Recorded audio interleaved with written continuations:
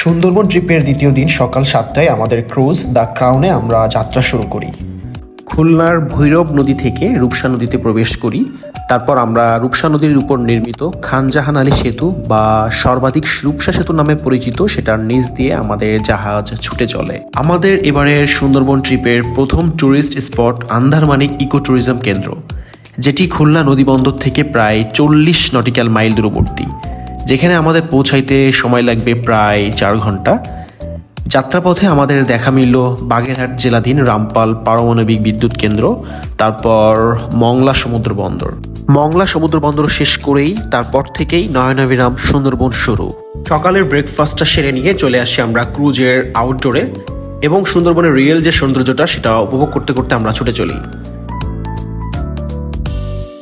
দুপুরের 1:45 নাগাদ আমরা পৌঁছে যাই সুন্দরবনের আন্ধারমানিক ইকো ট্যুরিজম কেন্দ্রে। সেফটি এবং সিকিউরিটি পারপাস আমাদের সাথে 24/7 একজন বনরক্ষী ছিল। আন্ধারমানিক ট্যুরিজম কেন্দ্রটি সুন্দরবনের শ্যালা নদী ও গুশনবাড়িয়া খালের ত্রিমোহনায় দ্বারা ঘেরা। শ্যালা নদীর মাঝে আমরা ক্রুজটা নোঙর করে একটা ট্রলারের মাধ্যমে আমরা ট্যুরিজম সেন্টারের পল্টনে চলে আসি। প্রথমেই টিকিট কাউন্টার থেকে টিকিট সংগ্রহ করে এলিভেটেড ফুড ট্রেইল দিয়ে আমরা সুন্দরবনের ভিতরে প্রবেশ করি।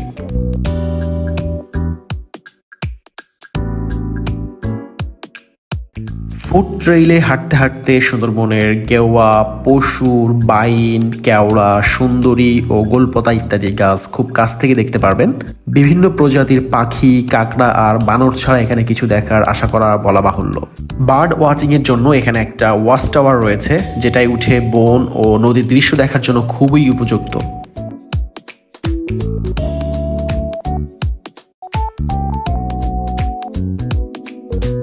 আন্ধারমানিক ইকো ট্যুরিজম কেন্দ্রটি ভিজিট শেষ করে আমরা আবারও ক্রুজে ব্যাক করি।